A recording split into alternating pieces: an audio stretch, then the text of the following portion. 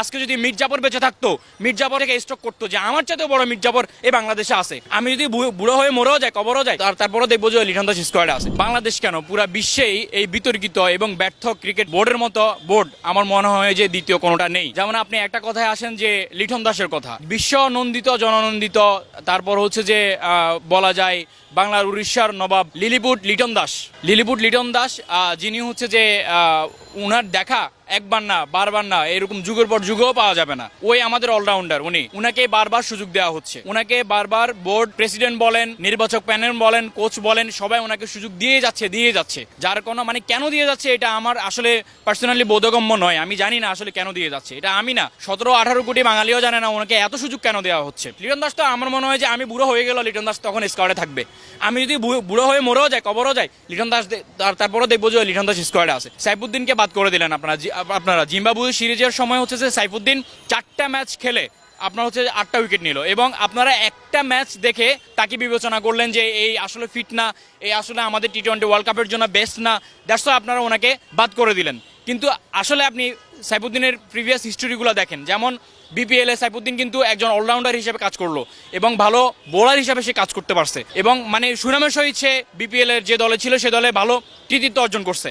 এরপর আপনি আরেকটা জিনিস দেখেন, সেটা হচ্ছে যে সে 4টা ম্যাচে 8টা উইকেট নিল, এটাতে আপনি বাদ করে দিলেন। এক ম্যাচে সে 55 রান দিল। আমার প্রশ্ন হচ্ছে এটা যে সে একটা ম্যাচে খারাপ খেলে 55 রান দিল, আপনাদের দয়ালু দয়াসাগর লিটন দাস তো এই যে 5 ম্যাচ 4 ম্যাচ খেলো 55 রান করতে পারলো না, তাকে কেন আপনারা স্কোয়াডে রাখলেন?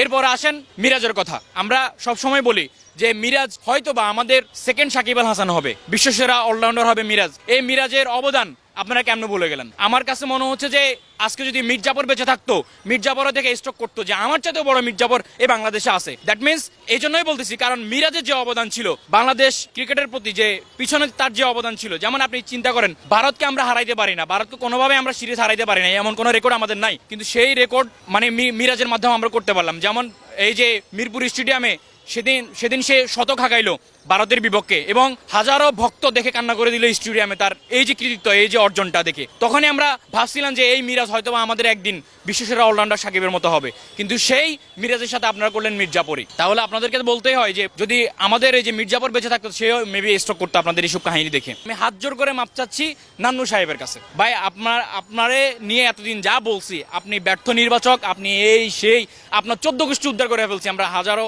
ক্রিকেট প্রেমী ভক্তরা। আপনার কাছে ভাই লাস্টবার আমরা মাপ চাই, এজন্যই মাপ চাই কারণ এতদিন তো জানতাম না যে আপনি আসলে আপনার কন্ট্রোলে আপনি চলেন না, আপনি চলেন বিসিবি বোর্ড প্রধানের কন্ট্রোলে, এবং এই যে কোচের কন্ট্রোলে আপনি চলেন। উপর থেকে যা নির্দেশ আসে আপনি ওই নিয়ম অনুযায়ী চলেন। প্রেস কনফারেন্সে এসে বলেন এটা হয়েছে, ওটা হয়েছে, ওটা হয়েছে, আমরা তো ভেবে নিতাম আপনি আসলে আসল দোষী। এবং আমি লিপু সাহেবের কথা যেটা বলবো, লিপু সাহেব গতকালকে কনফারেন্সে বলছিল যে এটা বোর্ডের সিদ্ধান্ত। তার মানে হচ্ছে যে আমরা লিপু সাহেবকেও দেখতেছি যে সেকেন্ড নান্নু সাহেব হিসেবে লিপু সাহেবের কয়েকদিন পরে বিচরণ হবে।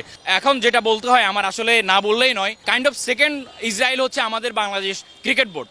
যেমন ইসরায়েল যেমন ফিলিস্তিনের উপর নিপীড়ন নির্যাতন করে যাচ্ছে বছরের পর বছর, এরকম আমাদের বছরের পর বছর করে যাচ্ছে বিসিবি আমাদের এই যে সাধারণ বাঙালি যারা আছে, সাধারণ ক্রিকেট প্রেমী যারা আছে, তাদেরকে শারীরিকভাবে না করুক মানসিকভাবে করে যাচ্ছে।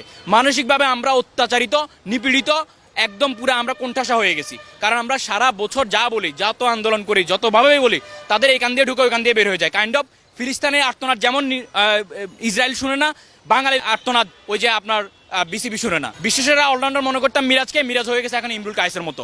মিরাজ এখন ইমরুল কায়েসের মতো হয়ে গেছে। হাজারবার ভালো করেও, হাজারবার নিজেকে প্রমাণ করার চেষ্টা করেও, হাজারবার নিজের মানে যে অর্জন এটা দেখানোর পরেও আমাদের ওই যে ইমরুল কায়েসকে কখনোই সুযোগ দেওয়া হয়নি। তেমনি আমি দেখতেছি যে অচিরেই আমাদের মিরাজও আমাদের কাছ থেকে হারায় যাবে।